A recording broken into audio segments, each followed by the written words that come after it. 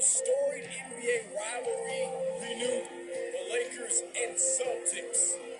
Kobe Bryant, hungry for title number 5 personally, the number 16 for his franchise.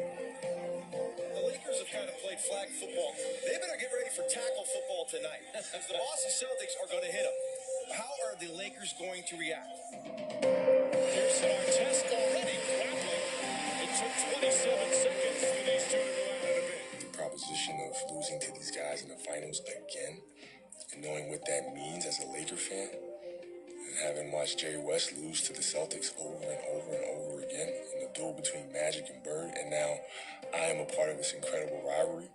And what's going to set about us, this team, is that we lost to the Celtics twice. No, I don't think so.